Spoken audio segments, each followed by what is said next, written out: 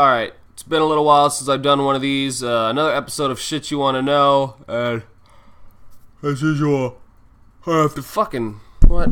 Okay, let's move that out of the way. As usual, I have to fucking yawn at the beginning of every video.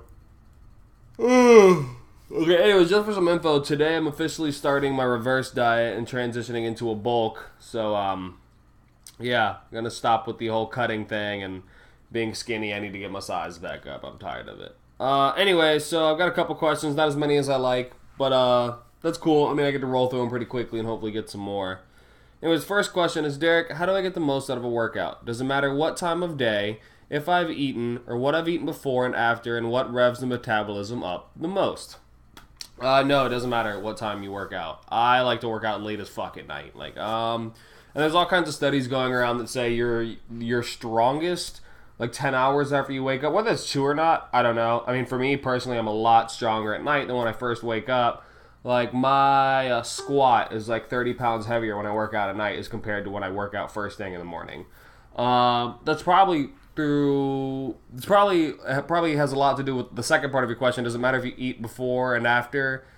Yes. You know, those I like to make the biggest meals to be before and after my workout. I want a huge meal before my workout and time to digest it, of course, because I need the energy. I want the energy to fuel my workout so I can work harder, be stronger, and do more in the gym.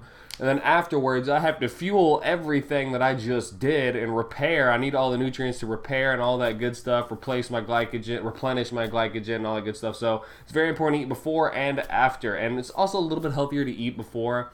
When I was coaching MMA, a lot of people, you know, I mean, it was a hard workout, but they would be on the verge of like passing out like during their workout. They'd say they were lightheaded and tired. I'm like, what'd you do before you got here? They're like, I just woke up, got dressed, and came here. I haven't eaten. I'm like, well, you've technically gone like 12 hours without eating. You have nothing in you. You're going to pass out. You know, you have nothing to run on. So definitely eat before your workout at the very least. It's very good to eat after your workout. That's why you see people chugging protein shakes after their workouts. I mean, you need to add other things other than your protein. But yes, eat before and after. I can't remember the third part of the question, so I'm going to look that up. What revs your metabolism up the most? So one, working out, burning more calories, that's boosting your metabolism, and eating more. You know, eat properly, it's going to boost your metabolism. Get all your vitamins, minerals, micronutrients in check. Get your water in check. Get your fiber in check, and get your exercise level in check. And your metabolism is going to increase as well. So that's a pretty simple question, pretty simple answers. Hopefully that helps. Another question is a full body workout better, or should you target certain areas a day? It doesn't matter. It really doesn't. I mean, it does, but for all intents and purposes, it doesn't. As long as, well, it doesn't matter as long as you're giving your body enough rest. You know, if you do a full body workout Monday, Tuesday, Wednesday, Thursday, Friday, Saturday, Sunday, then yeah, no, it's definitely better to work, you know, one body part or a couple groups a day rather than doing that, because you're not giving your body time to rest. What's more important is giving your body time to rest, or those muscles time to rest. Like if I do chest one day, I'm not going to work it the next day because I want it to repair and recover. You're not building your muscle while you're working out. You're building your muscle while you're recovering. So you can do a full body workout, but I'd rest the next day. I wouldn't work my full body the next day. You know, doing an upper lower split is fine because you're giving yourself some time to split. The reason people split their muscles up so drastically is to give themselves more time to recover and recuperate and build. So also, that just depends on how you want to split up your workouts. If you're only going to work out 3 times a week, you can do a full body workout each of those times. You should be fine. Here we go. This one is a 3-part question. What is a realistic / healthy enough amount of water one should intake per day?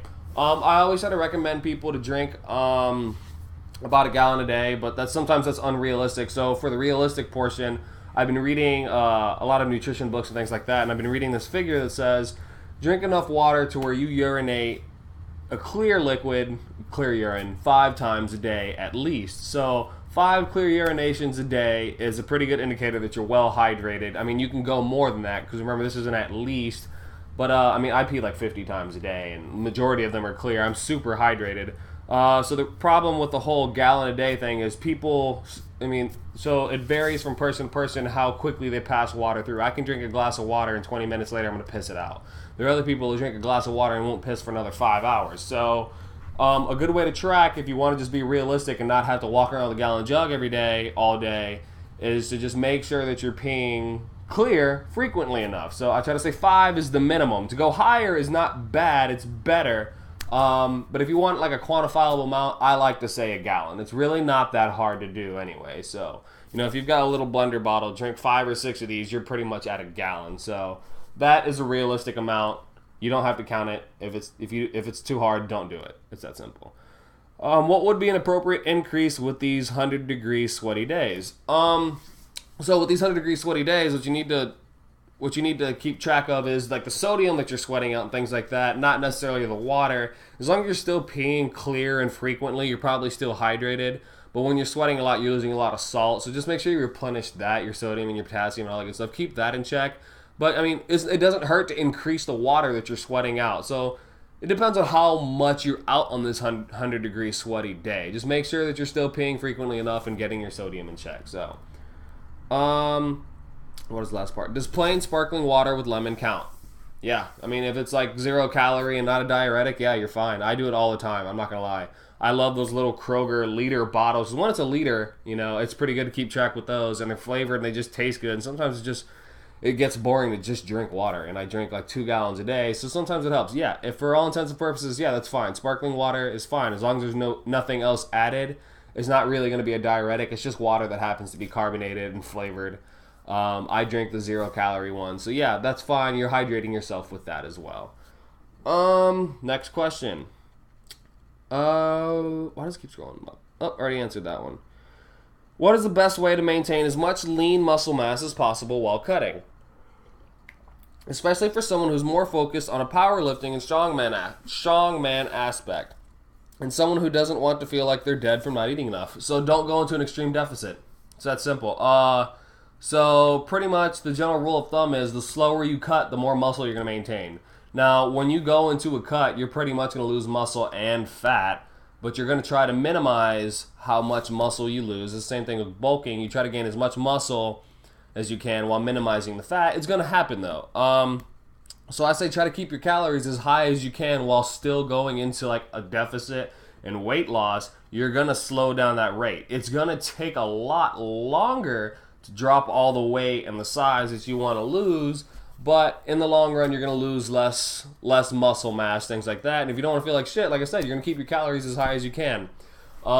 Keep your protein adequate, obviously, to preserve things like that and build and all the other functions that protein have in your body. Keep your carbs and fats as high as you possibly can while still losing fat. Yeah. That's going to keep your energy levels high. When I first started my cut for this competition, I was having like 240 grams of carbs a day, and I felt fantastic. My energy levels never dropped. My fat was still pretty high, and I was still hitting my protein. I was on pretty high calorie, and I lost like almost 10 pounds on that alone, and that's still a good amount of food. 20.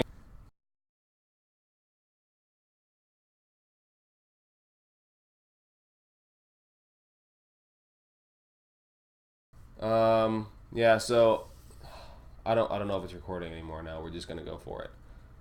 Yeah, whatever. We're just gonna go for it and hope that it records. Go figure out your total daily expenditure, and there's nothing that says you have to remove 1,500 or whatever. You can do a slow cut, and that's like it's better for you, and you're gonna feel better. Your lifts, like because you said you're a strong man, a power lifter, your lifts are gonna feel better. You're going to have more energy when you still have all the stuff to energize your workouts and things like that. So try to keep your calories as high as possible while staying in a deficit. Go to 300 calories down rather than the 500 to 1,000. You're going to preserve as much mass as you possibly can doing that. Yeah, no, that's everything. That should be every question for this episode of Shit You Want to Know. I think it's episode 7. So send me more shit you want to know. They don't even have to be questions. They can just be topics. Maybe you want to know something about me or just know something in general. Shit you want to know. Shit you want to talk about. Send them my way. And also do me a favor. Send me some ideas for content and shit that I should probably put up and maybe some tips and advice. It's fine. It'll work. I like to listen to all that kind of stuff. I want to start putting more stuff up. And I'm actually going to try to start the YouTube channel today because I've been doing all this on Facebook. So, yeah. Anyways. This concludes this. What? Did it stop? No, it's still recording. What the hell?